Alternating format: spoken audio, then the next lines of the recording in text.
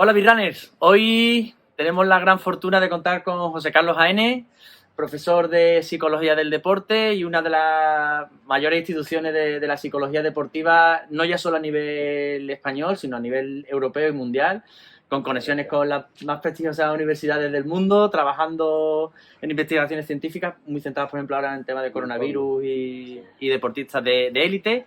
Y bueno, y ha sido y es un grandísimo corredor, fue el primer sevillano en el primer maratón de Sevilla, tiene unas marcas con las que todos soñamos, desde 3.000 obstáculos hasta el maratón. Y bueno, yo he tenido la fortuna de compartir algún rodaje con él y como buen psicólogo del deporte, él ha desarrollado unas herramientas para trabajar mientras corremos, sobre todo enfocadas en cuanto a la concentración. Que la parte psicológica todo el mundo decimos que es muy importante. Pero nunca se le dedica tiempo para hacerlo y a veces ni siquiera saben que existe, ¿no?, una serie de técnicas psicológicas que dan resultados, ¿no? Es una habilidad técnico-táctica que probablemente la hacemos cuando entrenamos, pero la idea de la psicología del deporte es sistematizarla. Es decir, es muy importante si queremos aprender a manejarnos bien en diferentes situaciones en las que nos vamos a encontrar en una carrera, sea de la distancia que sea, pues, por ejemplo, aprender a correr en cabeza. ¿Por qué aprender a correr en cabeza? Porque una toma de decisión. A veces me interesa, y lo digo porque esto es así, ¿no? Me interesa ralentizar el ritmo porque se están yendo y yo veo que a ese ritmo va a ser excesivo y no voy a llegar.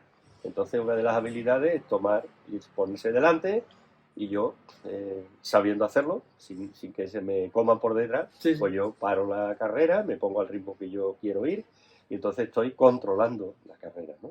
Esto tiene mucho que ver excesivamente con el tema de la toma de decisiones. Otras veces, pues yo veo que el ritmo es muy fuerte y tengo que ejercer control, una parte de lo que se llama la personalidad resistente. Entonces me pongo detrás, sigo muy concentrado. Un error básico en los corredores que cuando no se encuentran bien agachan la cabeza. Si agachan la cabeza pierde el contacto visual y es muy importante mirar al corredor que tengo delante. ¿Por qué? Pues porque ese es mi punto, mi foco atencional al que yo tengo que seguir. Me pongo ahí detrás a esperar a que yo me encuentre mejor, a que me adapte al ritmo y cuando me recupere me incorpore. Pues estas son las habilidades tácticas. ¿Dónde se entrena? Pues en el día a día. El domingo que queda uno a hacer la tirada larga con los amigotes que después nos vamos a tomar una cerveza. Pues ese día es donde yo tengo que aprender a correr en cabeza, por el interior, por el exterior, a correr detrás y a leer mi cuerpo. Una cosa muy importante en un maratón, en cualquier carrera de larga distancia, es que uno tiene que conocer su cuerpo muy bien. Las sensaciones las tiene que conocer. Yo tengo la experiencia de haber corrido 2 veces media maratón en la pista de Chapina, sin reloj, en 1 hora 13:30, sin reloj, a una media entre 3:25 y 3:35. Kilómetros más rápido, uno más lento, pero es tu propia gestión. Tú tienes que hacer un kilómetro y tienes que saber a lo que vas.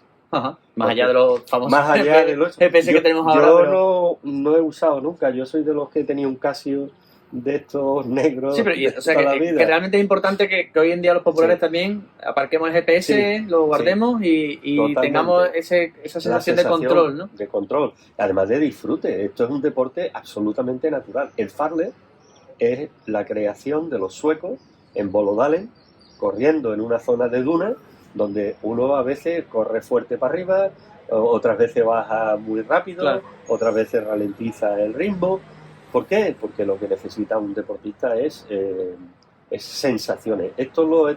Todas las habilidades que necesitéis desplegar para correr mejor las tenéis que entrenar de manera sistemática. Claro. Esa yo creo que sería un poco la gran enseñanza, ¿no?, de este momento en el que estamos compartiendo esto que nos encanta, ¿no? Y para trabajar la concentración, pues también tú me has hablado mucho de la importancia de la concentración, de mantenerte concentrado.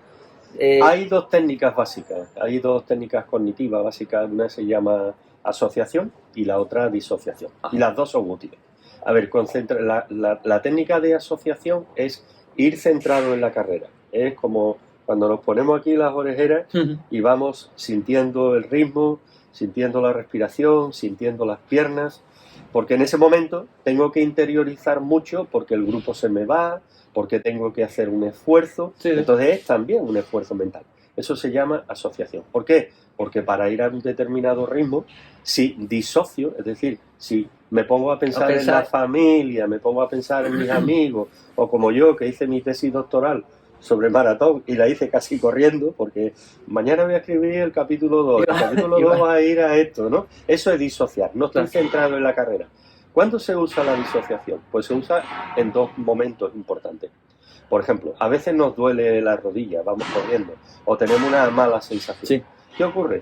Si yo asocio en la sensación negativa, si yo me centro en mi malestar, voy a generar pensamientos negativos, los pensamientos negativos generan emociones negativas, y cuando yo genero emociones negativas empiezo a tirar hacia atrás, empiezo a eso. Entonces, si dejo de pensar en las rodillas, sabiendo siempre que hay un control, de que hay un dolor, que si lo sobrepasa, esto se rompe, pero a veces son molestias normales de una carrera. En una carrera no se va cómodo siempre, ¿no? Claro. Entonces, ¿cuál es la idea? Si me centro en la carrera, si me centro en cómo el grupo, visualizo lo que voy viendo alrededor, lo que consigo es no centrar la idea en las rodillas. Por lo tanto, no es que duela menos, es que como no tengo concentración en el umbral ese de dolor, la sensación baja. Esto, yo siempre pongo un ejemplo muy, muy casero, ¿no? Yo voy al supermercado y ese día pues tengo que llevar 2 bolsas, porque siempre te mandan a ti a llevar las cajas de leche, las botellas de no sé qué, que pesan un montón. Y yo salgo del supermercado diciendo, siempre me toca las 2 bolsas que más pesan, siempre me esto igual y esto pesa un montón. De pronto te encuentras con un amigo, te pones a hablar de maratón y se te olvida el peso. Y las bolsas pesan lo mismo. Claro. Pero ¿cuál es la diferencia? El foco atencional, cuando está en el peso, pesa más, entre comillas. Claro. Cuando está fuera, disociar, deja de pesar. Claro, entonces eso explica, por ejemplo, nosotros defendemos que correr en grupos es más divertido y más llevadero muchas veces que correr solo, ¿no?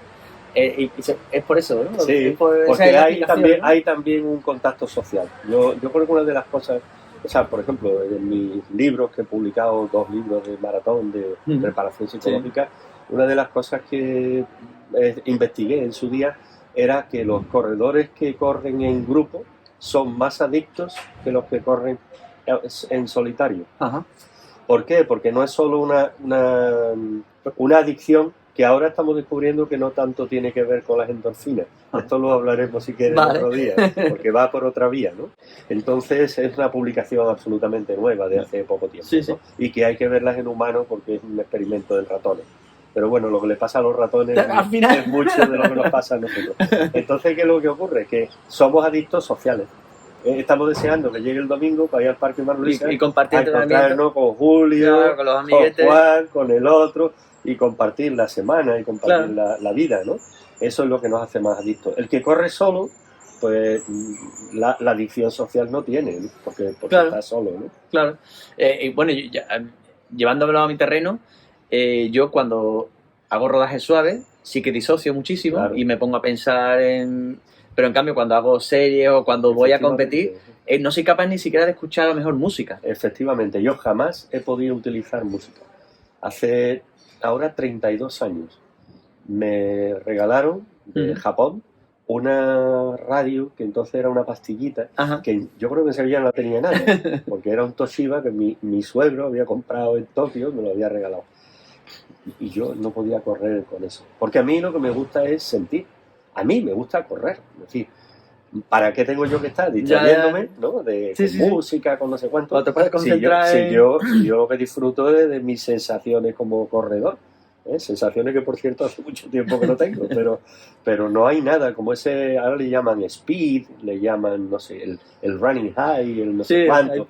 Esa sensación de que vas volando por la pista, ¿no? El flow, esa sensación de que vas volando por la pista, de que vas volando por el parque, que estás en una carrera y tú dices, me salgo. Yo recuerdo un año que fui campeón de Andalucía absoluto de cross en Álora, que dieron el disparo y salimos, ¿no?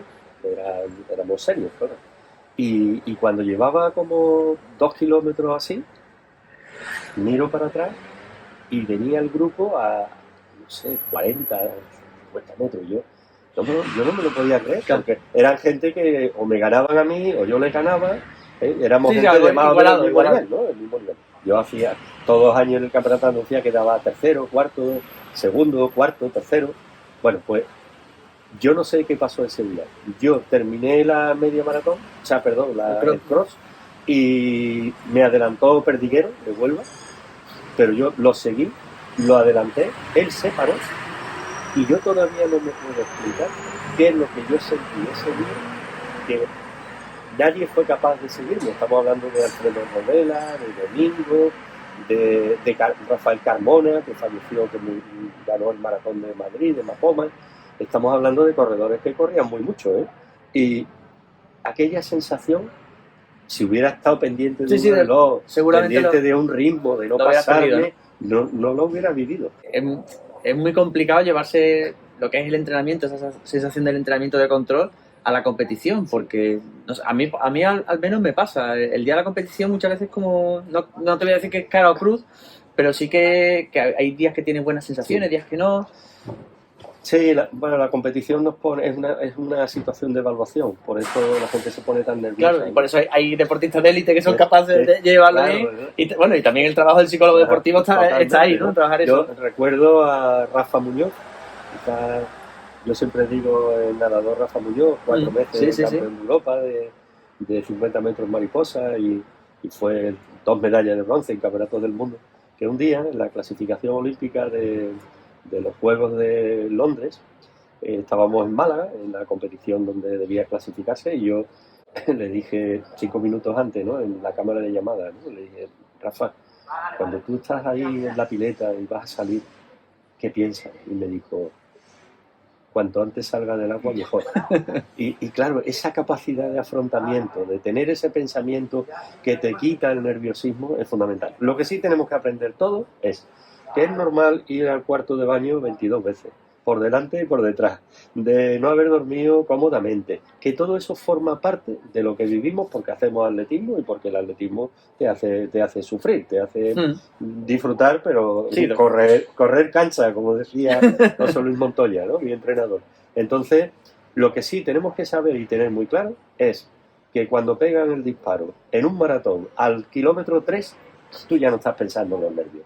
En una media maratón, cuando ya estás fuera de etapa, tú ya no piensas en los nervios. O sea que es como un trago que hay que pasar.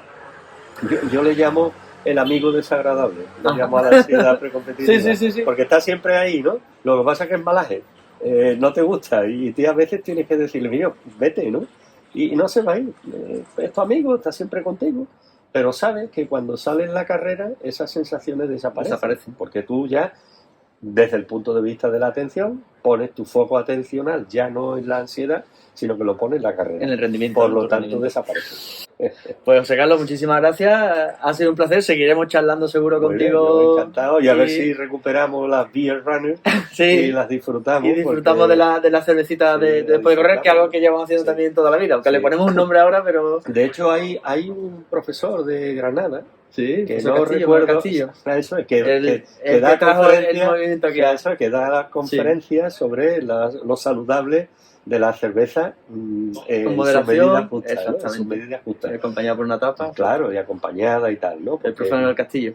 Sí, ¿no? Entonces yo lo recuerdo, además, es tremendamente ilustrativo, tremendamente conecta muy bien con el público, y la primera vez que lo escuché dije, qué cosa más curiosa, ¿no?